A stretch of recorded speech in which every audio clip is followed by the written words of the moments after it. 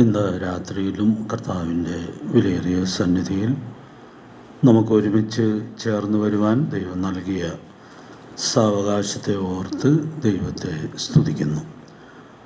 നമ്മുടെ കർത്താവ് നൽകിയ മഹാനിയോഗത്തെ അധികരിക്കുന്നതായ പാഠങ്ങളാണല്ലോ നാം കഴിഞ്ഞ ക്ലാസ്സുകളിൽ ചിന്തിക്കുവാൻ ഇടയായിട്ട് തീർന്നത്.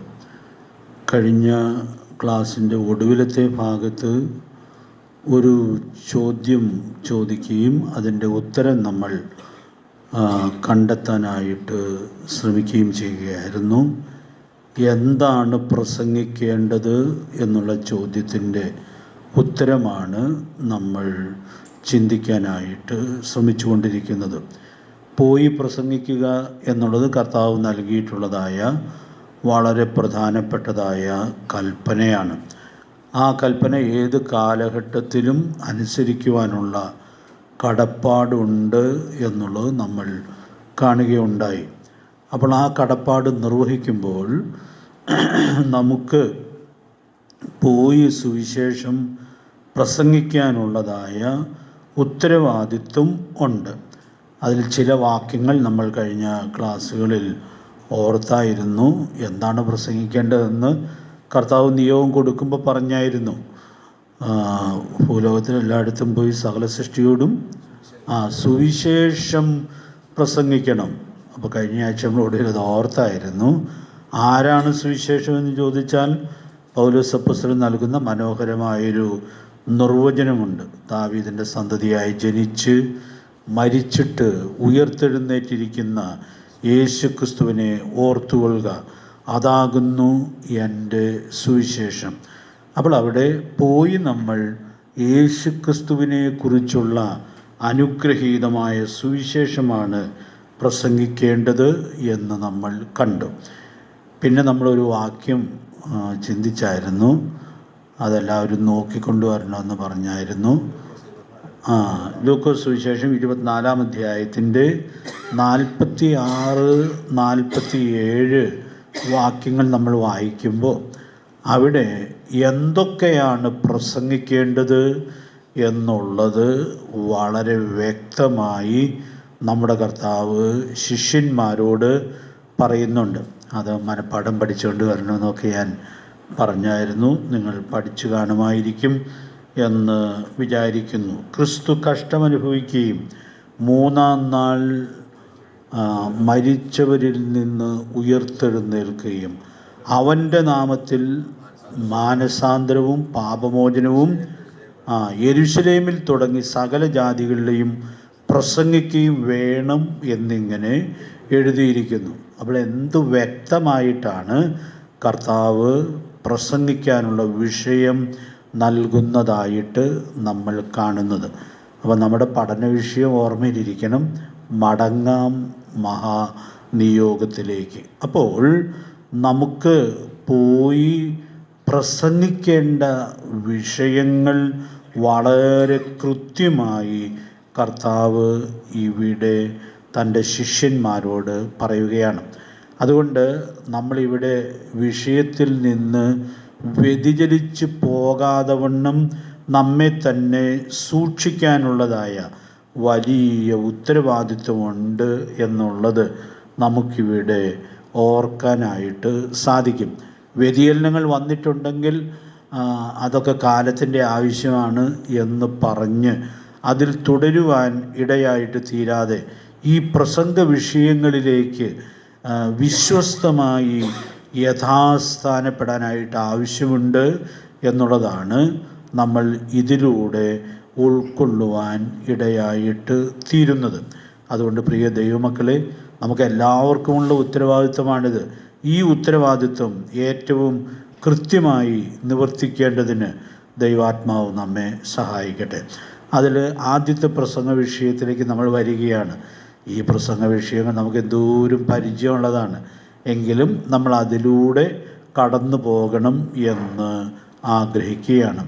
യേശുക്രിസ്തുവിൻ്റെ കഷ്ടാനുഭവ മരണം പ്രസംഗിക്കണം.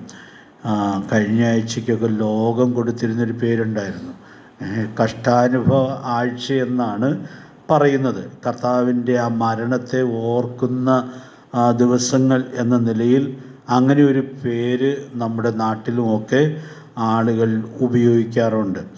അപ്പോൾ നമ്മുടെ കർത്താവിൻ്റെ മരണം എന്നുള്ളത് കഷ്ടാനുഭവ മരണമായിരുന്നു എന്നുള്ളത് അതിൽ തന്നെ വളരെ മനോഹരമായിട്ടുള്ളതായൊരു സത്യമാണ്. അപ്പോൾ അതുകൊണ്ട് കർത്താവ് പ്രസംഗിക്കാനുള്ള നിയോഗം കൊടുക്കുമ്പോഴും പറയുകയാണ്, ക്രിസ്തു കഷ്ടമനുഭവിച്ച് മരിച്ച കാര്യം പ്രസംഗിക്കണം. ഇവിടെ ഞാൻ ഒരു വാക്കിനുള്ള ബന്ധത്തിൽ ഓർപ്പിച്ചോട്ടെ. ഈ കഷ്ടമനുഭവിച്ചെന്തുകൊണ്ട് കർത്താവ് മരിക്കേണ്ടി വന്നു? അതിൻ്റെ കാരണം നമുക്കറിയാം. പാപത്തിൻ്റെ ശിക്ഷയായിട്ടുള്ള കഷ്ടം ആരനുഭവിക്കേണ്ടതാണ്? നാം അനുഭവിക്കേണ്ടതാണ്. അപ്പോൾ നമ്മെ അതിൽ നിന്ന് കർത്താവ് രക്ഷിക്കാനായിട്ട് ആഗ്രഹിച്ചപ്പോൾ, നമുക്കുള്ള രക്ഷ ഒരുക്കിയപ്പോൾ, പാപമില്ലാത്തവൻ നമ്മുടെ സ്ഥാനത്ത് നിന്ന് പാപമാക്കപ്പെട്ടു, പാപത്തിൻ്റെ ശിക്ഷ ഏറ്റെടുക്കുവാൻ ഇടയായിട്ട് തീർന്നു എന്നുള്ളത് നമ്മൾ കാണുകയാണ്. പാപമറിയാത്തവനെ നാം അവന് ദൈവത്തിൻ്റെ നീതിയാകേണ്ടതിന് അവൻ നമുക്ക് വേണ്ടി പാപമാക്കി എന്നുള്ളതായ വലിയ സത്യം നമുക്ക് ഉൾക്കൊള്ളാനായിട്ട് കഴിയും. അതുകൊണ്ടാണ് നമ്മൾ ഈ മരണത്തെ പ്രസംഗിക്കുന്നത്. കാരണം മരിച്ചയാൾ ആ ആളുടെ പാപത്തിന് വേണ്ടിയാണ് മരിച്ചതെങ്കിൽ, അതിൻ്റെ ശിക്ഷയേറ്റാണ് മരിച്ചതെങ്കിൽ ആ മരണത്തിനൊരു പ്രത്യേകതയില്ല.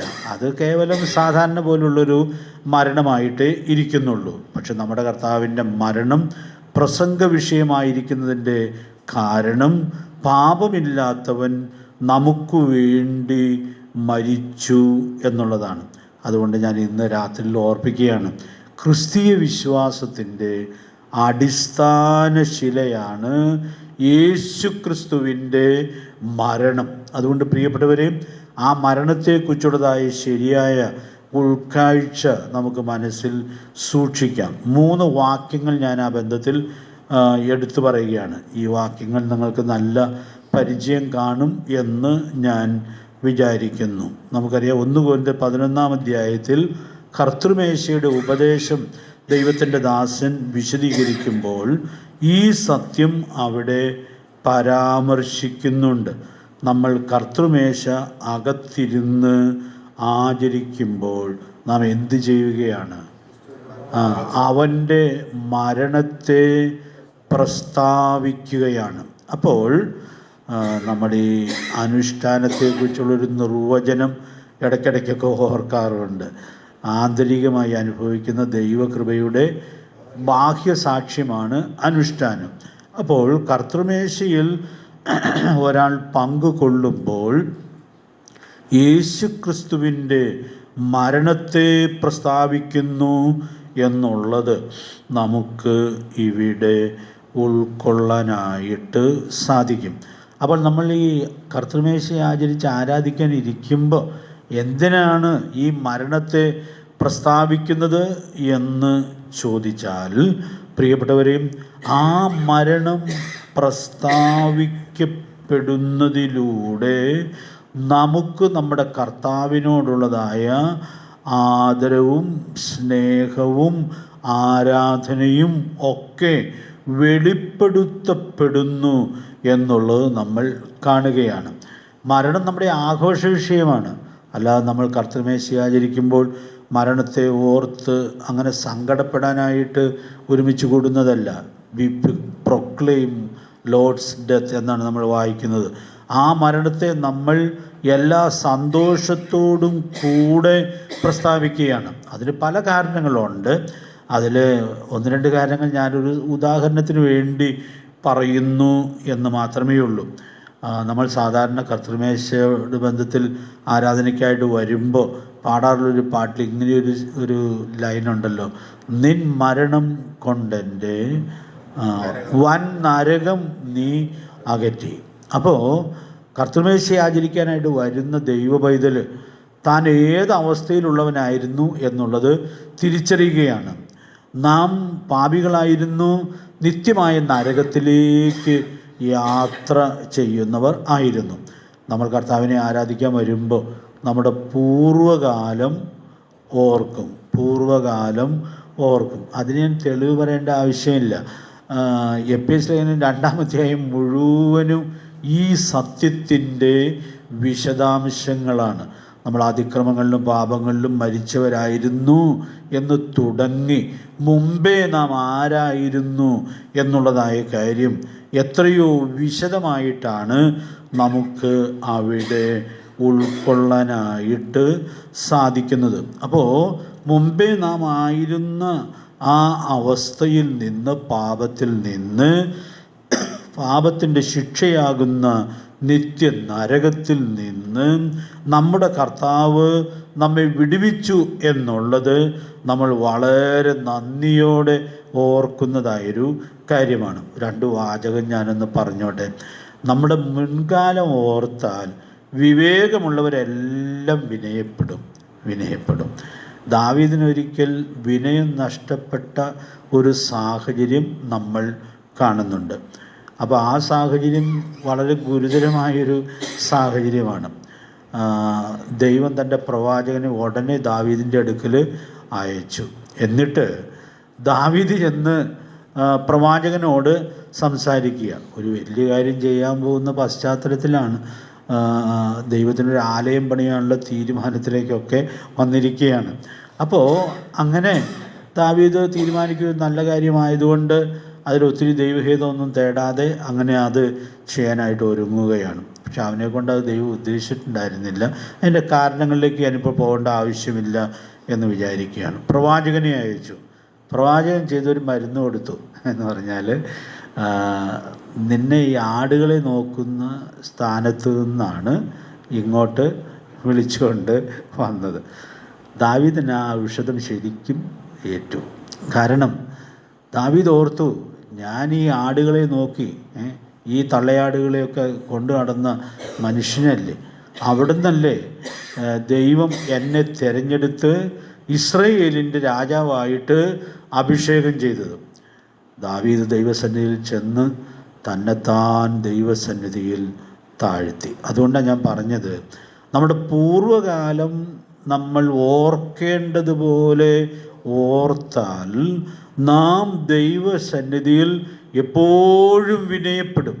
അപ്പോൾ ആരാധന അർത്ഥപൂർണമായി തീരുന്നത് താഴ്മയോടെ നമ്മുടെ ദൈവത്തെ ആരാധിക്കുമ്പോഴാണ്. അതുകൊണ്ട് പ്രിയപ്പെട്ടവരെ, ഞാൻ ഓർപ്പിക്കാൻ ആഗ്രഹിക്കുന്നതായ കാര്യം, നമുക്ക് എപ്പോഴും ഇത് മനസ്സിൽ സൂക്ഷിക്കാനായിട്ട് സാധിക്കട്ടെ. നമ്മുടെ പൂർവ്വകാലത്തെ ഓർക്കാനായിട്ട് യേശുക്രിസ്തുവിൻ്റെ മരണം മുഖാന്തരമായിട്ട് തീരുന്നു എന്നുള്ളത് നമ്മൾ കാണുകയാണ്. അപ്പോൾ നമ്മുടെ കർത്താവ് നമുക്ക് വേണ്ടി മരിച്ചതുകൊണ്ട് ഈ പാപത്തിൻ്റെ അവസ്ഥയിൽ നിന്ന് കർത്താവ് നമ്മെ രക്ഷിച്ച് എത്രയോ ഉന്നതമായ സ്ഥലത്തേക്ക് കൊണ്ടുവന്നു. മുമ്പേ നമ്മൾ ജനമല്ലാത്തവരായിരുന്നു, ഇപ്പോൾ ദൈവത്തിൻ്റെ ജനമായിട്ട് തീർന്നു. പ്രിയപ്പെട്ടവരെ, അപ്പോൾ നമുക്ക് ലഭിച്ച ആത്മീക പദവി എത്രയോ ഉന്നതമാണ് എന്നുള്ളത് നാം ഇവിടെ ഓർക്കുകയാണ്. പൂർവ്വകാലം ഓർക്കുമ്പോൾ നമ്മൾ വിനയപ്പെടും. ഇപ്പോൾ നമുക്ക് ലഭിച്ച നന്മകൾ ഓർക്കുമ്പോൾ നമ്മുടെ ഹൃദയം നന്ദി കൊണ്ട് നിറയും. അതുകൊണ്ട് പ്രിയപ്പെട്ടവരെ, ഇത് രണ്ടും സമന്വയിക്കപ്പെടേണ്ടുന്ന സ്ഥാനമാണ് നമ്മുടെ ആരാധനാരംഗം.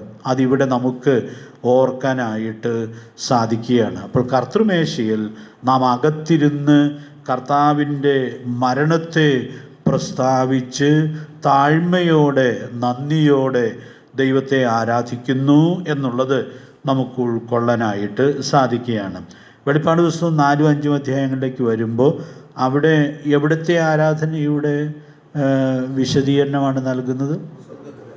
സ്വർഗത്തിലെ ആരാധനയുടെ വിശദാംശങ്ങളാണ് ആ 2 അധ്യായങ്ങളിൽ നാം കാണുന്നത്. അതിൽ നമുക്ക് നല്ല പരിചയമുള്ള വാക്യമാണ് 5-ാം അധ്യായത്തിൻ്റെ 9-ാമത്തെ വാക്യം. പുസ്തകം വാങ്ങുവാനും അതിൻ്റെ മുദ്ര പൊട്ടിപ്പാനും നീ യോഗ്യൻ, നീ അറുക്കപ്പെട്ടു, നിന്റെ രക്തം കൊണ്ട് സർവഗോത്രത്തിലും ഭാഷയിലും വംശത്തിലും ജാതിയിലും നിന്നുള്ളവരെ ദൈവത്തിനായി വിലയ്ക്ക് വാങ്ങി. ഈ ശബ്ദം എവിടെയാണ്? സ്വർഗത്തിലാണ്. അപ്പോൾ അവിടെ വലിയ ആരാധക വൃന്ദത്തെ നമ്മൾ കാണുകയാണ്. അപ്പോൾ അവർ ദൈവത്തെ ആരാധിക്കുമ്പോൾ അവരുടെ ഏറ്റവും മുഖ്യമായിട്ടുള്ള വിഷയം എന്താണ് എന്നുള്ളത് നമ്മളവിടെ കാണുകയാണ്. നീ അറുക്കപ്പെട്ടു, നിൻ്റെ രക്തം കൊണ്ട് ഞങ്ങളെ വിലയ്ക്ക് വാങ്ങി. അപ്പോൾ അവർ സ്വർഗത്തിലെ ആരാധനയിൽ ഓർക്കുന്നത്, ഞങ്ങൾ ഇത്രയും ശോഭനമായൊരു സ്ഥലത്ത് എത്തിച്ചേർന്നത് ഞങ്ങളുടെ ആരുടെയും മിടുക്കുകൊണ്ടല്ല, ഞങ്ങളുടെ ആരുടെയും നല്ല പ്രവൃത്തികൾ കൊണ്ടുമല്ല, പിന്നെയോ നിൻ്റെ മരണം കൊണ്ടാണ്. നിൻ്റെ മരണം കൊണ്ടാണ്. നീ അറുക്കപ്പെട്ടു, നിൻ്റെ രക്തം കൊണ്ട് ഞങ്ങളെ വിലയ്ക്ക് വാങ്ങി എന്നുള്ളത് അവർ ഓർക്കുകയാണ്. ഞാൻ ഇന്ന് രാത്രിയിൽ ഇങ്ങനെ ആ ഉൾക്കാഴ്ച നമുക്ക് ആ അധ്യായത്തിൽ നിന്ന് ഏറ്റെടുക്കാനായിട്ട് സാധിക്കുമ്പോൾ, പ്രിയപ്പെട്ടവരെ, സ്വർഗത്തിൽ നമ്മളായിരിക്കുമ്പോഴും നമ്മൾ അറുക്കപ്പെട്ട കുഞ്ഞാടിനെ ഓർക്കുകയാണ്. അവനും മഹത്വം കരേറ്റുകയാണ്. കാരണം ആ മരണമാണ് നമ്മെ അവിടെ എത്തിച്ചത് എന്നുള്ളത് ഒരു ദൈവ പൈതൽ ഏറ്റവും കൃത്യമായി തിരിച്ചറിയുന്നു എന്നുള്ളത് നമുക്ക് ഇവിടെ ഉൾക്കൊള്ളുവാനായിട്ട് സാധിക്കുന്നുണ്ട്. അതുകൊണ്ട് പ്രിയപ്പെട്ടവരെ, ഞാൻ ഇവിടെ ഓർപ്പിക്കാനായിട്ട് ആഗ്രഹിക്കുന്നതായ കാര്യം, നമ്മുടെ കർത്താവിൻ്റെ മരണം സ്വർഗത്തിലെ ആരാധനയിലും മുഖ്യ വിഷയമായിരിക്കുന്നു എന്നുള്ളത് നമ്മൾ കാണുകയാണ്. ഒരു കാര്യം കൂടി ഞാൻ അവിടെ ഒന്ന് ചേർത്ത് പറയും. ഇങ്ങനെ ധാരാളം കാര്യങ്ങൾ ചേർത്ത് ചിന്തിക്കാം. അത് നിങ്ങളുടെ സ്വാതന്ത്ര്യത്തിൽ നിങ്ങൾക്ക് ചിന്തിക്കാനായിട്ട് ഞാൻ വിടുകയാണ്. ലളിതമായ ഒരു കാര്യം കൂടി ഓർപ്പിക്കുകയാണ്. നമ്മുടെ കർത്താവിൻ്റെ മരണത്തെ നമ്മൾ പ്രസ്താവിക്കുമ്പോൾ നമ്മുടെ കർത്താവ് നമ്മോട് കാണിച്ച വലിയ സ്നേഹത്തെ നമ്മൾ തിരിച്ചറിയുകയാണ്. മരണത്തിൽ സ്നേഹം പ്രത്യക്ഷമായി. വാക്യം ഏതാണെന്ന് അറിയാലോ അല്ലേ? റോമലേഖനം 5-ാം അധ്യായത്തിൻ്റെ 8-ാമത്തെ വാക്യം, ക്രിസ്തുവോ നാം പാപികളായിരിക്കുമ്പോൾ തന്നെ നമുക്ക് വേണ്ടി മരിക്കയാൽ ദൈവം തനിക്ക് നമ്മോടുള്ള സ്നേഹത്തെ പ്രദർശിപ്പിച്ചിരിക്കുകയാണ്. പല സ്ഥലങ്ങളിലുമൊക്കെ ഇങ്ങനെ പ്രദർശനങ്ങൾ, ഇംഗ്ലീഷ് വാക്കായിരിക്കും കുറച്ചുകൂടെ നമുക്ക് അറിയാവുന്നത്, എക്സിബിഷനുകളൊക്കെ ഇങ്ങനെ പല പട്ടണങ്ങളിലുമൊക്കെ വരും. അപ്പോൾ ഏത് വിഷയത്തിലുള്ള എക്സിബിഷനോ അത് കാണാൻ താല്പര്യമുള്ളവർ പോയി കാണുകയും ഒക്കെ ചെയ്യും. ഇപ്പോൾ എക്സിബിഷനിൽ സാധാരണ ചെയ്യുന്നത് ചില കാര്യങ്ങൾ അവിടെ തിയറി പഠിപ്പിക്കുകയല്ല, പിന്നെ അത് ഉണ്ടാക്കി വച്ചിരിക്കുകയാണ്, അത് പ്രദർശിപ്പിക്കുകയാണ്. പ്രിയപ്പെട്ടവരെ, ഞാൻ ഇന്ന് രാത്രി ഓർപ്പിക്കട്ടെ, നമ്മൾ കർത്തൃമേശ ആചരിക്കുമ്പോൾ ക്രൂശിൽ പ്രദർശിപ്പിക്കപ്പെട്ട ആ അത്ഭുതകരമായ സ്നേഹത്തെ ഒരിക്കൽ കൂടി കാണുകയാണ്. നമ്മൾ കുറേ വർഷങ്ങളായി ഇത് കണ്ടു തുടങ്ങിയിട്ട്, എന്നാൽ പിന്നെയും നമ്മൾ ഇത് കാണുക. എന്താ പിന്നെയും കാണുന്നതിൻ്റെ കാരണം? ഓർമ്മയ്ക്കായിട്ട്. കാരണം നാളുകൾ മുമ്പോട്ട് പോകുമ്പോൾ നമ്മൾ ഇതൊക്കെ മറന്നു പോകാനുള്ള സാധ്യതയുണ്ട്. ഞാനങ്ങനെ മറക്കില്ല എന്നൊക്കെ നമ്മൾ ചിലപ്പോൾ പറയുമായിരിക്കാം. പക്ഷേ എൻ്റെ ഓർമ്മയ്ക്കായി ചെയ്യുവിനെന്ന് പറഞ്ഞ് ഇത് ഏർപ്പെടുത്തിയത് വേറെ ആരുമല്ലല്ലോ, നമ്മുടെ കർത്താവാണ് ഏർപ്പെടുത്തിയത്, നമ്മുടെ സൃഷ്ടിതാവാണ് ഏർപ്പെടുത്തിയത്. അപ്പോൾ നമുക്ക് എന്തോ ഒരു ഓർമ്മയുണ്ടെന്നുള്ളത് നമുക്കാണ് അറിയാവുന്നത്, നമ്മുടെ സൃഷ്ടിതാവിനാണ് അറിയാവുന്നത്. നമ്മുടെ സൃഷ്ടിതാവിനാണ് അറിയാവുന്നത്. അപ്പോൾ അതുകൊണ്ട് തൻ്റെ ശിഷ്യന്മാർക്ക് ഒടുവിലത്തെ രാത്രിയിൽ ഇത് കൈമാറുമ്പോൾ അവരോട് പറയുക, എൻ്റെ ഓർമ്മയ്ക്കായി ഇത് ചെയ്യുവിൻ. അതുകൊണ്ട് ഞാൻ ഓർപ്പിക്കാനായിട്ട് ആഗ്രഹിക്കുന്ന കാര്യം, നമ്മൾ ഇത്രയും വലിയ സ്നേഹമൊക്കെ അനുഭവിച്ച ആളുകളാണെങ്കിലും നമ്മൾ സാധാരണ മനുഷ്യരാകൊണ്ട് നമ്മൾ ആ സ്നേഹം മറന്നു പോകാനുള്ളതായ സാധ്യതയുണ്ട്. നമ്മുടെയൊക്കെ ജീവിതത്തിൽ എന്തോരം വലിയ സ്നേഹങ്ങളൊക്കെ അനുഭവിച്ചിട്ടുണ്ട്. കുറച്ച് കാലമൊക്കെ അത് ഓർത്തിരിക്കും, പിന്നെ കുറച്ച് കഴിയുമ്പോൾ നമ്മൾ അത് മറന്നു പോകും. എന്നാലും ഇത് മറന്നല്ലോ എന്നൊക്കെ ചിലപ്പോൾ നമുക്ക് തോന്നും. പക്ഷേ മറന്നു പോകുക എന്ന് പറയുന്നത് കേവലം സ്വാഭാവികമായിട്ടുള്ളതായ കാര്യമാണ്. ഞാൻ എന്തിനാണ് ഇതൊക്കെ പറയുന്നതെന്ന് നിങ്ങൾക്ക് മനസ്സിലായി കാണുമെന്ന് വിചാരിക്കുകയാണ്. നമ്മുടെ കർത്താവ് ഏർപ്പെടുത്തിയതായി ഓർമ്മയുടെ അനുഷ്ഠാനം നമ്മൾ ഒരു കാരണവശാലും ഉപേക്ഷയായിട്ട് വിചാരിക്കരുത്. കാരണം ഇത് നമ്മുടെ കർത്താവ് നമുക്ക് നൽകിയിട്ടുള്ളതായ കൽപ്പനയാണ്. അതുകൊണ്ട് ആ കൽപ്പനയുള്ളതായ വിശ്വസ്തത ഏറ്റവും ശരിയായി സൂക്ഷിക്കാനുള്ളതായ ആവശ്യകതയുണ്ട്. ദൈവത്തിൻ്റെ പരിശുദ്ധാത്മാവ് നമുക്ക് ആവശ്യമായ ദൈവകൃപ നൽകട്ടെ. അപ്പം ഞാൻ ഒരു കാര്യത്തോട് ചേർത്ത് പറയുകയാണ്. അപ്പോൾ നമ്മൾ ഒരു കർത്തൃ ദിവസം നമ്മുടെ കർത്താവിൻ്റെ മരണത്തിൻ്റെ പ്രദർശനം കണ്ട് ആ ഓർമ്മയെ പുതുക്കുവാൻ ഇടയായിട്ട് തീരുമ്പോൾ നമ്മുടെ കർത്താവിനോടുള്ള സ്നേഹം കുറയോ കൂടുമോ? വർദ്ധിക്കും. കാരണം നമ്മൾ ഒരു ദിവസം കൂടെ ആ കാര്യം ആചരിക്കുമ്പോൾ ആ മരണത്തിൻ്റെ മഹത്വം നമ്മൾ മനസ്സിലാക്കാൻ ഇടയായിട്ട് തീരുമ്പോൾ, ചില കാര്യങ്ങൾ കൂടി തിരിച്ചറിയുവാൻ ഇടയായിട്ട് തീരുമ്പോൾ നമുക്ക് ആ സ്നേഹത്തിൻ്റെ വലിപ്പം കുറച്ചുകൂടി തിരിച്ചറിയാനായിട്ട് സാധിക്കും. അപ്പോൾ ഞാൻ ആദ്യം പറഞ്ഞ കാര്യം ഇവിടെ ഒന്ന് കണക്ട് ചെയ്യുകയാണ്. സ്വർഗത്തിൽ ചെന്ന് കഴിഞ്ഞിട്ട് ഇവർ ആരാധിക്കുമ്പോൾ, കർത്താവേ നീ അറുക്കപ്പെട്ടു, നിൻ്റെ രക്തം കൊണ്ട് ഞങ്ങളെ വിലയ്ക്ക് വാങ്ങി എന്ന് പറഞ്ഞാണ് അവർ കർത്താവിനെ ആരാധിക്കുന്നത്. കർത്താവിൽ സ്വർഗത്തിലെ ആരാധന തീരൂല്ലല്ലോ, അതിങ്ങനെ തുടർന്നുകൊണ്ടേ ഇരിക്കും. അപ്പോൾ നാം പലപ്പോഴും ഓർക്കാറുള്ളത് പോലെ നമ്മൾ കർത്താവിൻ്റെ സന്നിധിയിൽ ചെന്ന് നിത്യത മുഴുവനും അവനെ ആരാധിക്കുമ്പോഴും നമ്മോട് കർത്താവ് കാണിച്ച സ്നേഹത്തിൻ്റെ ആഴം മുഴുവനും മനസ്സിലാക്കി തീരുകയില്ല. ചെറിയാൻ സാറിൻ്റെ ഒരു പാട്ടുണ്ടല്ലോ, നിത്യത പോരാതൻ നിസ്തുല സ്നേഹത്തിൻ ആഴം അറിഞ്ഞിടുവാൻ. അതുകൊണ്ട് പ്രിയപ്പെട്ടവരെ, നമ്മൾ സ്വർഗത്തിൽ ആരാധനയിൽ തുടരുമ്പോഴും നമുക്ക് വേണ്ടി മരിച്ച നമ്മുടെ കർത്താവിനെ ഓർക്കാൻ ഇടയായിട്ട് തീരും.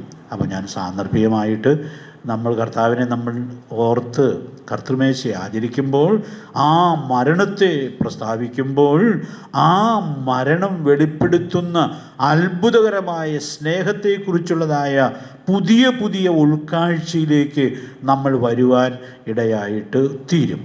നമുക്കുള്ളൊരു മുഖ്യ കൽപ്പനയുണ്ടല്ലോ, ഓർക്കണ്ടോ അത്?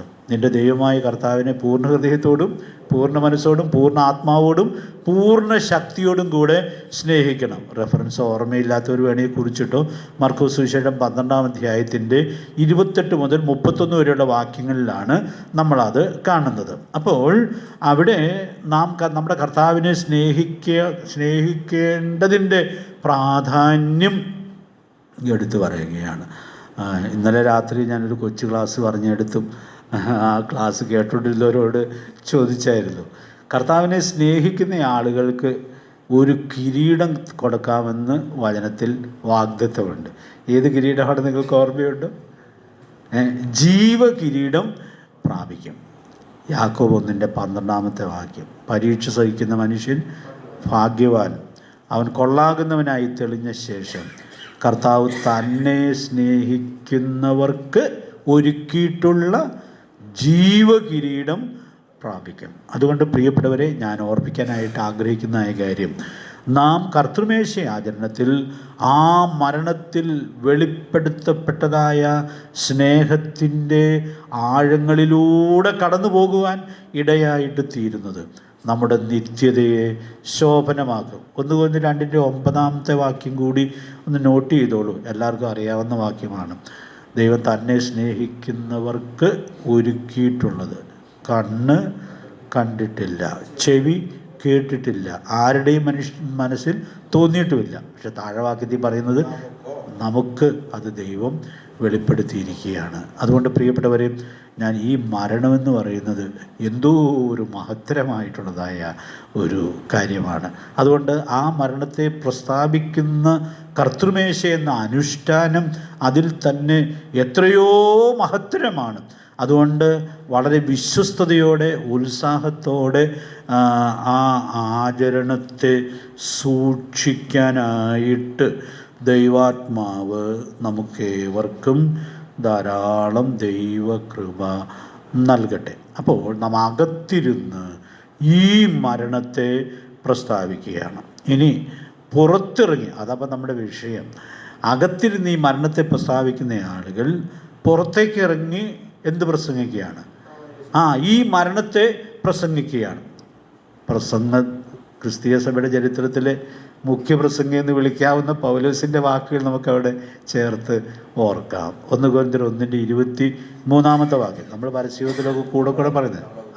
ഞങ്ങളോ ക്രൂശിക്കപ്പെട്ട ക്രിസ്തുവിനെ പ്രസംഗിക്കുന്നു. പ്രിയപ്പെട്ടവരെ, അതിനകത്ത് അടങ്ങിയിരിക്കുന്ന ആശയം എത്രയോ മനോഹരമാണ്.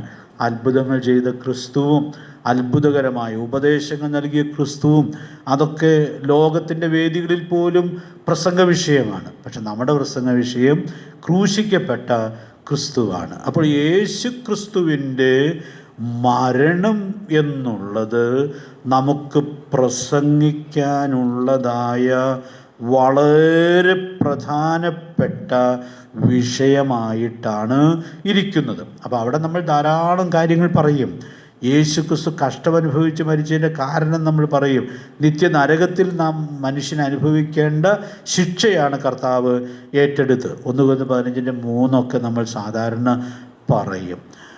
ക്രിസ്തു നമ്മുടെ പാപങ്ങൾക്ക് വേണ്ടി തിരുവെഴുത്തിനും പ്രകാരം മരിച്ചു, അടക്കപ്പെട്ടു, തിരുവെഴുത്തിനും പ്രകാരം 3-ാം നാൾ ഉയർത്തെഴുന്നേറ്റു. അപ്പോൾ പ്രിയപ്പെട്ടവരെ, അവിടെയെല്ലാം നമ്മൾ ജനത്തോട് അറിയിക്കുന്നതായ കാര്യം യേശു ക്രിസ്തു നമുക്ക് വേണ്ടി, നിങ്ങൾക്ക് വേണ്ടി മരിച്ചു എന്നുള്ളതാണ്.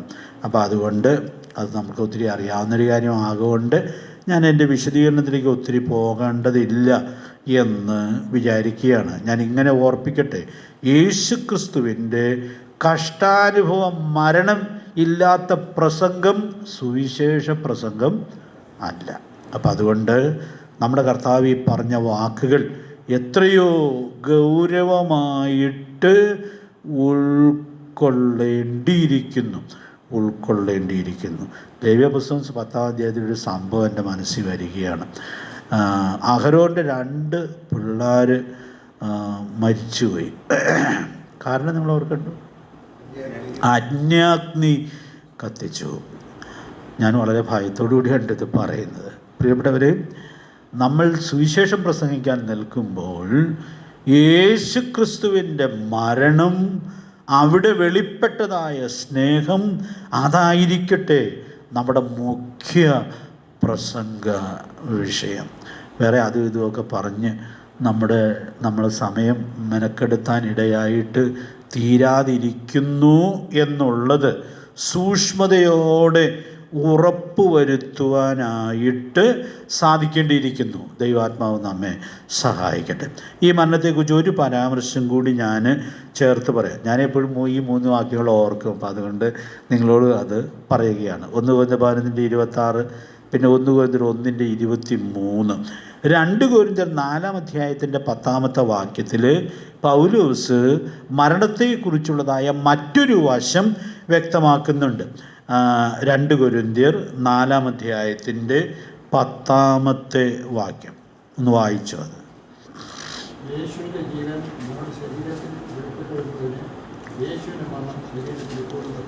അപ്പം അവിടെ പൗലോസ് പറയുന്നത് യേശുവിൻ്റെ മരണം ശരീരത്തിൽ എപ്പോഴും വഹിക്കുന്നു. അപ്പോൾ ഈ മറ്റ് 2 വാക്യങ്ങളിൽ നിന്നൊരു വ്യത്യസ്തത ഇതിനുണ്ട്. ആദ്യം പറഞ്ഞ വാക്യം നമ്മൾ കർത്തൃമേശ ഞായറാഴ്ചയാണ് ആചരിക്കുന്നത്, മരണത്തെ പ്രസ്താവിക്കുന്നത്. സുവിശേഷം നമ്മൾ പ്രസംഗിക്കുമ്പോൾ, നമ്മൾ സുവിശേഷം പ്രസംഗിക്കാൻ പോകുമ്പോഴാണ് പ്രസംഗിക്കുന്നത്, എപ്പോഴും അത് പ്രസംഗിച്ചുകൊണ്ടിരിക്കുകയല്ല. അപ്പോൾ അതൊക്കെ ഇടയ്ക്കിടയ്ക്ക് നമ്മൾ ചെയ്യുന്നതായ കാര്യമാണ്, എപ്പോഴും ചെയ്യുന്നൊരു കാര്യമാണ് ഇവിടെ പറയുന്നത്. അതിൻ്റെ 2-ാമത്തെ ഭാഗം ആദ്യം പറയാം. യേശുവിൻ്റെ മരണം ശരീരത്തിൽ എപ്പോഴും വഹിക്കുകയാണ്. അപ്പോൾ ഇത് വഹിക്കാത്ത ഒരു സമയം ഒരു വിശ്വാസിക്ക് ഉണ്ടാകാൻ പാടില്ല. അപ്പോൾ അത് പൗലോസ് വളരെ ഭംഗിയായിട്ട് അവിടെ വ്യക്തമാക്കുന്നുണ്ട്. യേശുക്രിസ്തുവിൻ്റെ മരണം ശരീരത്തിൽ എപ്പോഴും വഹിക്കുകയാണ്. ഇത് പല വഴിയിൽ നമുക്ക് വിശദമായിട്ട് ചിന്തിക്കാം. ഒരു വഴി മാത്രം, നമുക്ക് നല്ല പരിചയമുള്ള ഒരു വഴി അതിൽ ഞാൻ ഒന്ന് രണ്ട് വാക്യങ്ങൾ ചേർത്ത് ഓർപ്പിക്കാം എന്ന് കരുതുകയാണ്. സ്നാനത്തിൻ്റെ പ്രായോഗിക പാഠങ്ങളൊക്കെ നമ്മൾ പഠിപ്പിക്കുന്ന ഒരു സത്യമാണ്. നമ്മൾ കർത്താവിൻ്റെ മരണത്തോടുള്ള ഏകീഭാവം സ്നാനത്തിൽ വെളിപ്പെടുത്തുന്നുണ്ട്. അത് റോമാലേഖനം 6-ാം അധ്യായത്തിൻ്റെ ആദ്യത്തെ വാക്യങ്ങളിലൊക്കെ എത്ര ഭംഗിയായിട്ട് ദൈവത്തിൻ്റെ ദാസൻ അത് വിശദീകരിക്കുന്നതായിട്ട് നമ്മൾ കാണുന്നുണ്ട്. അപ്പം മരണത്തോടുള്ള ഏകീഭാവം അത് നമുക്ക് അറിയാവുന്നതായതുകൊണ്ട് ഞാൻ ഒത്തിരി വിശദീകരണം പറയേണ്ട ആവശ്യമില്ല എന്ന് കരുതുകയാണ്. യേശു ക്രിസ്തു നമ്മുടെ പാപങ്ങൾക്ക് വേണ്ടി മരിച്ചു. അപ്പോൾ നാം ആ മരണത്തോടുള്ള ഏകീഭാവത്തിൽ എന്തു ചെയ്യും? നാം പാപത്തിന് മരിച്ചവരാണെന്ന് എണ്ണി ജീവിക്കും. അപ്പം ഇവിടെ നമുക്ക് നല്ല പരിചയമുള്ള ഒന്ന് രണ്ട് വാക്യങ്ങൾ ഞാനൊന്ന് സൂചിപ്പിക്കാം. റോമാലേഖനം 6-ാം അധ്യായത്തിൻ്റെ 2-ാമത്തെ വാക്യത്തിൽ പാപസംബന്ധമായി മരിച്ചവരായ നാം ഇനി അതിൽ ജീവിക്കുന്നത് എങ്ങനെ? അപ്പോൾ ഈ ചോദ്യത്തിൻ്റെ ഉത്തരം എന്താ ശരിക്കും? പാപസംബന്ധമായി മരിച്ച ആളുകൾക്ക് പിന്നെ പാപത്തിൽ ജീവിക്കാനായിട്ട് പറ്റുകയില്ല. അപ്പോൾ നാം കർത്താവിൻ്റെ മരണത്തോടുള്ള ഏകീഭാവത്തിലേക്ക് വരുമ്പോൾ നാം പാപസംബന്ധമായി മരിച്ചവരാണെന്നുള്ള വലിയ സമർപ്പണത്തോടെ ജീവിക്കുകയാണ്. നാഗൽ സാഹിബിൻ്റെ പാട്ടിൽ നമ്മൾ ഇടയ്ക്കൊക്കെ സ്നാനത്തിന് അത് അധികം പാടാറുള്ളൂ. കേവലം പാപത്തിന് ചത്തവരായി മേവുക യേശുവിൽ നാം ഹല്ലേലൂയ.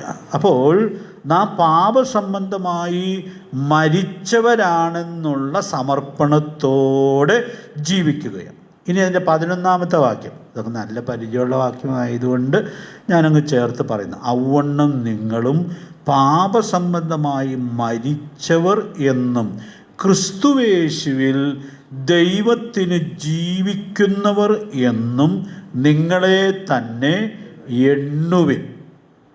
അപ്പോൾ എപ്പോഴും എണ്ണിക്കൊണ്ടിരിക്കണം ഈ കാര്യം. ഞാൻ പാപസംബന്ധമായി മരിച്ചവനാണ്. അപ്പോൾ ഇത് നമ്മൾ മറന്നു പോകാതെ എണ്ണണം. ഈ എണ്ണുക എന്നുള്ളതിൻ്റെ അർത്ഥം ഞാൻ ഇടയ്ക്കിടയ്ക്ക് ക്ലാസ്സിൽ പറയാറുണ്ട്. ചില വലിയ സംഭവങ്ങളൊക്കെ വരുമ്പോൾ ഈ വാർത്താമാധ്യമങ്ങൾ അതിനെക്കുറിച്ചുള്ള സജീവത്വം നൽകാനായിട്ട് അതിൻ്റെ ദിവസങ്ങളൊക്കെ ഇങ്ങനെ കൗണ്ട് ഡൗൺ ചെയ്യും. ഇനി 3 ദിവസം, ഇനി 2 ദിവസം എന്നൊക്കെ പറഞ്ഞിങ്ങനെ ആളുകളെ അലേർട്ടാക്കും. ആളുകൾ മറന്ന് പോകാതിരിക്കത്തക്കവണ്ണം അങ്ങനെ സാധാരണ ചെയ്യാറുണ്ട്. ആ അർത്ഥമാണ് നമുക്കിവിടെ ഉൾക്കൊള്ളാനായിട്ട് സാധിക്കുന്നത്. പൗലോസ് അപ്പോസ്തലനോട് സ്നാനത്തോട് ബന്ധപ്പെട്ട് പറയുകയാണ്, അവണ്ണം നിങ്ങളും പാപസംബന്ധമായി മരിച്ചവർ എന്നും ക്രിസ്തുയേശുവിൽ ദൈവത്തിന് ജീവിക്കുന്നവർ എന്നും നിങ്ങളെ തന്നെ എണ്ണുവിൻ. അതുകൊണ്ട് പ്രിയപ്പെട്ടവരെ, ഇത് നാം കർത്താവിൻ്റെ മരണത്തോടുള്ള ബന്ധത്തിൽ ഏറ്റെടുക്കേണ്ട ഏറ്റവും പ്രധാനപ്പെട്ട അനുഭവമായിട്ടാണ് ഇരിക്കുന്നത്. ഇനി 2 വാക്യവും കൂടെ ഞാൻ പരാമർശിക്കുകയാണ്. റോമാലേഖനം 6-ാം അധ്യായത്തിൽ നിന്ന് തന്നെയാണ്. അത് ഏതാണെന്ന് നിങ്ങൾക്കറിയാമായിരിക്കും. ഒരുപോലെ ഇരിക്കുന്ന 2 വാക്യമുണ്ട് 6-ാം അധ്യായത്തിൽ. ചെറിയ വ്യത്യാസമേ ഉള്ളൂ. ഓർക്കൊണ്ട ആ വാക്യം ഏതാണെന്ന്? 19-ാം വാക്യവും പിന്നെ 13-ാമത്തെ വാക്യവും അതിൻ്റെ പ്രതിപാദനത്തിൽ ഒത്തിരി സമാനതകൾ ഉള്ളതായ വാക്യങ്ങളാണ്. അതിലൊരു വാക്യം നമ്മളൊന്ന് വായിക്കുകയാണ്. നമുക്കറിയാവുന്ന വാക്യമാണ്. ജസ്റ്റ് വായിക്കുമ്പോൾ തന്നെ അതിൻ്റെ അർത്ഥം നിങ്ങൾക്ക് ഉൾക്കൊള്ളാനായിട്ട് സാധിക്കും എന്ന് കരുതുകയാണ്. വായിച്ചാട്ടെ 19-ാമത്തെ വാക്യം.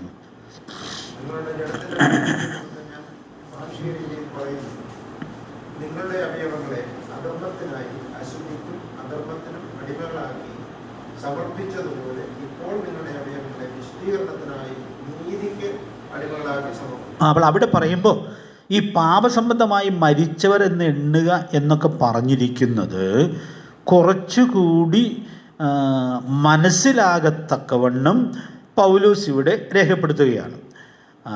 ഞാൻ മാനുഷ്യ രീതിയിൽ പറയുന്നു.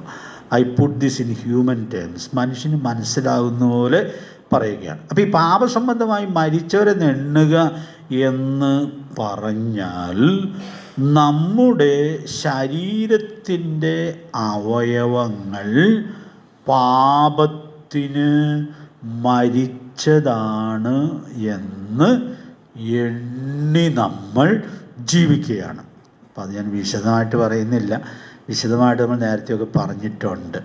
അപ്പം ഈ അവയവങ്ങൾ പാപത്തിന് മരിച്ചതാണെന്ന് എണ്ണി ജീവിക്കുമ്പോൾ അത് മൊത്തത്തിലുള്ളൊരു സമർപ്പണമല്ല, പിന്നെ വേറിട്ടുള്ളതായ സമർപ്പണമാണ്.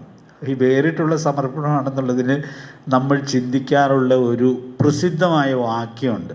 ആ വാക്യം നിങ്ങൾ അതിൻ്റെ റെഫറൻസ് ഒന്ന് പറയുകയാണെങ്കിൽ, ഇയ്യോബിൻ്റെ 31:1 അതിൻ്റെ ഒരു സൂചനയാണ്. ഞാൻ എൻ്റെ കണ്ണുമായിട്ടൊരു നിയമം ചെയ്തു, ഞാനൊരു കന്യകയെ നോക്കുന്നത് എങ്ങനെ. അതിനേക്കാൾ കുറച്ചുകൂടി യെശയ്യാവ് 33:15 വാക്യത്തിൽ നമ്മൾ ഓരോ അവയവങ്ങളും വിശുദ്ധിക്കായിട്ട് സമർപ്പിച്ച് ജീവിക്കുമ്പോൾ ഓരോ അവയവങ്ങളും പാപത്തിനായി മരിച്ചതെന്ന് എണ്ണി ജീവിക്കുകയാണ്. നീതിയായി നടന്ന് നേർപ്പറകയും പീഡനത്താലുള്ള ആദായം വെറുക്കുകയും കൈക്കൂലി വാങ്ങാതെ കൈ കുടഞ്ഞു കളയുകയും രക്തപാതകത്തെക്കുറിച്ച് കേൾക്കാതെ വണ്ണം ചെവി പൊത്തുകയും ദോഷത്തെ കണ്ട് രസിക്കാതെ വണ്ണം കണ്ണ് അടച്ചു കളയുകയും ചെയ്യുന്നവൻ.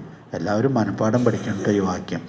ഇടയ്ക്കിടയ്ക്ക് ഇത് പറഞ്ഞുകൊണ്ടും ഇരിക്കണം. കാരണം ദൈവത്തിൻ്റെ വചനം അങ്ങനെ നമുക്ക് ഹൃദയസ്ഥമാക്കാനും അത് വീണ്ടും ഓർക്കാനൊക്കെ കഴിയുന്നത് ഞാൻ നിന്നോട് പാപം ചെയ്യാതിരിക്കേണ്ടതിന് നിൻ്റെ വചനത്തെ ഹൃദയത്തിൽ സംഗ്രഹിക്കുന്നു. അപ്പോൾ അവിടെ നമ്മുടെ 6 അവയവങ്ങൾ അശുദ്ധിക്കായിട്ട് ഉപയോഗിക്കയില്ല എന്നുള്ളതായ ആഴമേറിയ സമർപ്പണമാണ് ദൈവാത്മാവ് അവിടെ രേഖപ്പെടുത്തുന്നത്.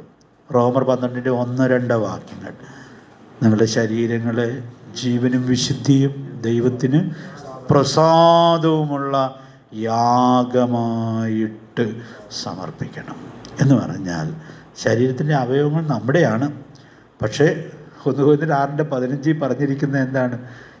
നിങ്ങളുടെ അവയവങ്ങൾ ആരുടെ അവയവങ്ങളാണ്? ക്രിസ്തുവിൻ്റെ അവയവങ്ങളാകുന്നു എന്ന് അറിയുന്നില്ലയോ? എൻ്റെ 19 വാക്യത്തിൽ എൻ്റെ കാരണം പറയുന്നുണ്ട്. നിങ്ങളെ വിലയ്ക്ക് വാങ്ങിയിരിക്കുകയാണ്. എന്ത് വില കൊടുത്താൽ വാങ്ങിയത്? കർത്താവിൻ്റെ വിലയേറിയ രക്തം വില കൊടുത്ത് നമ്മെ വാങ്ങിയപ്പോൾ നമ്മുടെ ആത്മാവിനെ മാത്രമല്ല വാങ്ങിയത്, പിന്നെ നമ്മുടെ ഈ ശരീരത്തിൻ്റെ അവയവങ്ങളെയും വാങ്ങി. അപ്പോൾ കർത്താവിൻ്റെ അവയവം എടുത്ത് പാപത്തിന് വേണ്ടി ഉപയോഗിക്കുന്നത് അന്യായമാണ്. അതുകൊണ്ട് പ്രിയപ്പെട്ടവരെ, ഈ സമർപ്പണം ഏറ്റവും ശരിയായി സൂക്ഷിക്കേണ്ടതിന് ദൈവാത്മാവ് നമുക്ക് കൃപ നൽകട്ടെ. അപ്പോൾ നമ്മുടെ ആ വാക്യത്തിൻ്റെ അർത്ഥം ഞാൻ അവിടെ ഒന്നുകൂടൊന്ന് പറയുകയാണ്. അപ്പോൾ യേശുവിൻ്റെ മരണം ശരീരത്തിൽ എപ്പോഴും വഹിക്കുന്ന ഒരു ദൈവ പൈതൽ പാപത്തിന് മരിച്ചവനാണെന്ന് എണ്ണിക്കൊണ്ട് പാപത്തിന് എൻ്റെ ശരീരത്തിൻ്റെ അവയവങ്ങൾ ഉപയോഗിക്കുകയില്ല എന്നുള്ളതായ നിയമം ചെയ്ത് നമ്മുടെ അവയവങ്ങൾ വിശുദ്ധിക്കും നീതിക്കും അവയവങ്ങളായി സമർപ്പിക്കുകയാണ്. അപ്പോൾ നമ്മുടെ ജീവിതം എങ്ങനെയിരിക്കും? നമ്മുടെ അവയവം കൊണ്ട് പാപം ചെയ്യുന്നില്ലെന്ന് മാത്രമല്ല, നമ്മുടെ അവയവങ്ങൾ നീതിക്കും വിശുദ്ധിക്കും ആയുധങ്ങളായി നമ്മൾ സമർപ്പിക്കുക. ഇനി നമ്മൾ ആദ്യം ഉദ്ധരിച്ച വാക്യത്തിൻ്റെ ആദ്യ വാചകം ഇവിടെ ചേർത്ത് പറയണം.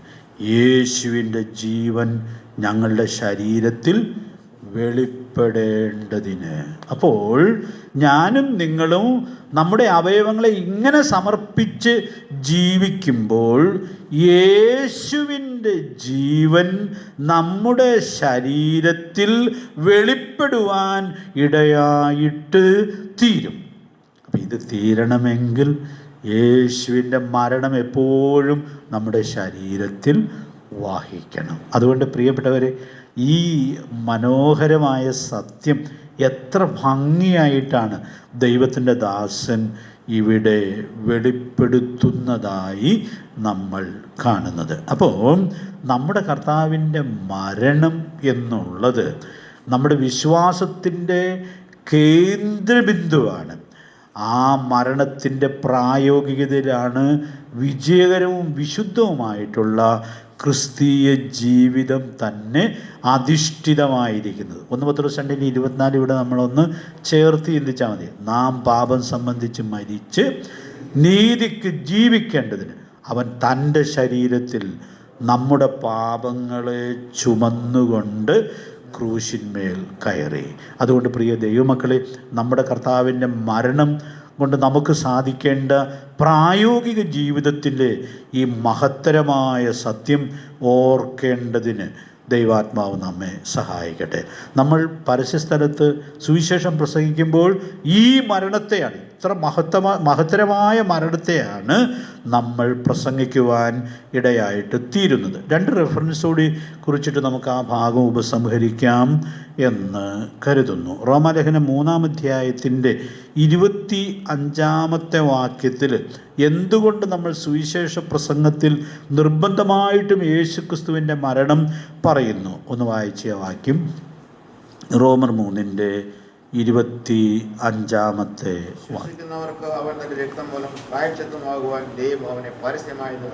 അപ്പോൾ അവിടെ ഒരു വലിയ സത്യം നമ്മൾ കാണുന്നത്, നമ്മുടെ കർത്താവിൻ്റെ രക്തം മരണവും പ്രായശ്ചിത്തമാണ്. നമ്മുടെ കർത്താവിൻ്റെ മരണത്തിനൊരു പ്രത്യേകതയുണ്ട്, കഷ്ടാനുഭവ മരണമാണ്. ആ കൂട്ടത്തിൽ അത് പ്രായശ്ചിത്ത മരണമാണ്. ലോകമതങ്ങളിൽ നിന്ന് ക്രിസ്തു മാർഗത്തിനുള്ള വ്യത്യസ്തതയാണത്. ലോകത്തിലെ മതങ്ങളെല്ലാം പറയുന്നത് പശ്ചാത്താപമാണ് പാപത്തിൻ്റെ പരിഹാരത്തിൻ്റെ വഴി. അപ്പോൾ മതങ്ങളൊക്കെ അതുകൊണ്ടാണ് പശ്ചാത്തപിക്കാൻ അനുദപിക്കാനൊക്കെ ഒരു കാലം വേർതിരിക്കും. അങ്ങനെ ഇപ്പോൾ ഒരു കാലം കഴിഞ്ഞേ ഉള്ളൂ. അതിന് ഒരു പ്രത്യേക പേരൊക്കെ പറയും, അതിന് പ്രത്യേകിച്ച് പറയേണ്ട ആവശ്യം ഇല്ലല്ലോ. അപ്പോൾ പശ്ചാത്തപിക്കുകയാണ്, അനുദപിക്കുകയാണ്. പക്ഷേ ക്രിസ്തു മാർഗത്തിൻ്റെ പ്രത്യേകത, പശ്ചാത്താപം വേണം, മാനസാന്തരപ്പെടണം. പക്ഷേ നമ്മുടെ പാപം പരിഹരിക്കപ്പെടുന്നത് പശ്ചാത്താപത്തിൻ്റെ ആഴം കൊണ്ടാണ് അല്ല, യേശു ക്രിസ്തുവിൻ്റെ പ്രായശ്ചിത്ത മരണത്തിൻ്റെ മഹത്വം കൊണ്ടാണ്. അപ്പോൾ നമുക്ക് ഇത് പറയാതിരിക്കാനായിട്ട് നിവൃത്തിയില്ല. കാരണം യേശു ക്രിസ്തുവിൻ്റെ മരണം പാപിയുടെ പാപത്തിൻ്റെ മോചനത്തിനുള്ള പ്രായശ്ചിത്ത യാഗമായിട്ടാണ് ഇരിക്കുന്നത്. ഒരു വാക്യം കൂടി നോട്ട് ചെയ്തിട്ടുള്ളൂ. 1 തിമോഥെയോസ് 2-ാം അധ്യായത്തിൻ്റെ 5-6 വാക്യങ്ങളിൽ നമുക്കറിയാവുന്ന വാക്യമാണ്. ദൈവം ഒരുവനല്ലോ, ദൈവത്തിനും മനുഷ്യർക്കും മധ്യസ്ഥനും ഒരുവൻ, എല്ലാവർക്കും വേണ്ടി മറുവിലയായി തന്നെത്താൻ കൊടുത്ത മനുഷ്യനായ ക്രിസ്തു യേശു തന്നെ. അപ്പോൾ നമ്മുടെ കർത്താവിൻ്റെ മരണം മറുവില മരണമാണ് എന്ന് പറഞ്ഞാൽ നമുക്ക് കൊടുത്തു തീർക്കാൻ കഴിയാത്തത് നമ്മുടെ കർത്താവ് നമുക്ക് വേണ്ടി കൊടുത്തു തീർക്കുവാൻ ഇടയായിട്ട് തീർന്നു. അതുകൊണ്ട് ഇത് അംഗീകരിക്കുന്ന, വിശ്വാസത്താൽ സ്വീകരിക്കുന്ന ഏവർക്കും പാപത്തിൻ്റെ മോചനമുണ്ട്. അപ്പോൾ പ്രസംഗിക്കാനുള്ള 4-ാമത്തെ വിഷയം അതാണ് കേട്ടോ. അത് നമുക്ക് പിന്നെ ചിന്തിക്കാം. പക്ഷേ പാപത്തിൻ്റെ മോചനം എന്തുകൊണ്ടാണ് ഉള്ളത്? യേശു ക്രിസ്തുവിൻ്റെ മരണത്തിൻ്റെ സാധ്യതയിലാണ് അത്. അതുകൊണ്ട് സുവിശേഷ പ്രസംഗത്തിൽ കർത്താവിൻ്റെ മരണം അതിൽ തന്നെ എത്രയോ മഹത്തരമായ വിഷയമായിരിക്കുന്നു എന്നുള്ളത് നമ്മൾ കാണുകയാണ്. അതുകൊണ്ട് ഈ മരണത്തിൻ്റെ മഹത്വം ഉൾക്കൊണ്ട് നമുക്ക് ജീവിക്കാം. ആ ജീവിതത്തിൻ്റെ പിൻബലത്തിൽ ഈ മരണത്തെ, കഷ്ടമനുഭവിച്ച് മരിച്ച കർത്താവിൻ്റെ മരണത്തെ പ്രസംഗിക്കുന്നവരായി നമുക്ക് ജീവിക്കുവാൻ, സാക്ഷ്യം വഹിക്കാൻ സാധിക്കട്ടെ. ഈ പ്രസംഗിക്കുക എന്ന് പറയുമ്പോൾ പ്രിയപ്പെട്ടവരെ, നമ്മൾ വേദികളിൽ പ്രസംഗിക്കുന്നു എന്ന് മാത്രമല്ല, നമ്മളൊരാളോട് സുവിശേഷം പറയുമ്പോൾ നമ്മൾ അങ്ങനെ ഈ മരണത്തെ നമ്മൾ പ്രസ്താവിക്കുക. കഴിഞ്ഞ ശനിയാഴ്ച ഞാൻ 2 സ്നാനം നടത്താനായിട്ട് ചാലക്കുടി പോയായിരുന്നു. അപ്പോൾ പിള്ളേർക്കൊരു സ്നാനപ്പെടാനുള്ള പിള്ളേർക്കൊരു പ്രത്യേക ക്ലാസ് പറഞ്ഞായിരുന്നു. അപ്പോൾ അവരോട് ചോദിച്ചു, നിങ്ങളെങ്ങനെയാണ് രക്ഷിക്കപ്പെട്ടത്? എനിക്ക് സന്തോഷമായി തോന്നിയൊരു കാര്യം, അവർ 2 പേരും പറഞ്ഞു, അമ്മ സുവിശേഷം പറഞ്ഞാണ് രക്ഷിക്കപ്പെട്ടത്. അത് കേട്ടപ്പോൾ എനിക്ക് ഒത്തിരി സന്തോഷം തോന്നി. അപ്പോൾ എന്ത് മനോഹരമായിട്ടും സ്നേഹമായിട്ടും ഒക്കെ തങ്ങൾ വളർത്തുന്ന മക്കളോട് സുവിശേഷം പറഞ്ഞ് അവരെ കർത്താവിലേക്ക് നയിക്കാനുള്ളതായ എത്ര വലിയ പദവിയാണ് ദൈവം നൽകിയിരിക്കുന്നത്. അപ്പോൾ ഈ പോയി പ്രസംഗിക്കുക എന്ന് പറയുന്നത് അത് കേവലം വേദികളിലെ പ്രസംഗമല്ല, പിന്നെയോ സുവിശേഷം നമുക്ക് മറ്റുള്ളവരോട് പറയാനുള്ള അവസരം അങ്ങനെ ഉപയോഗിക്കാനായിട്ട് സാധിക്കട്ടെ. നമ്മുടെ കർത്താവിൻ്റെ മരണത്തെ നമുക്ക് പ്രസംഗിക്കാം. അതിൻ്റെ മഹത്വം ആവോളം മറ്റുള്ളവർക്ക് പറഞ്ഞു കൊടുക്കാനുള്ളതായ വലിയ ഉത്തരവാദിത്വം ദൈവം നമുക്ക് നൽകിയിട്ടുണ്ട്. ആ ഉത്തരവാദിത്വം വിശ്വസ്തമായിട്ട് നിർവഹിക്കേണ്ടതിന് ദൈവാത്മാവ് നമുക്ക് ഏവർക്കും ധാരാളം ദൈവകൃപ നൽകട്ടെ. കർത്താവിൻ്റെ വിലയേറിയ നാമം വാഴ്ത്തപ്പെടുമാറാകട്ടെ.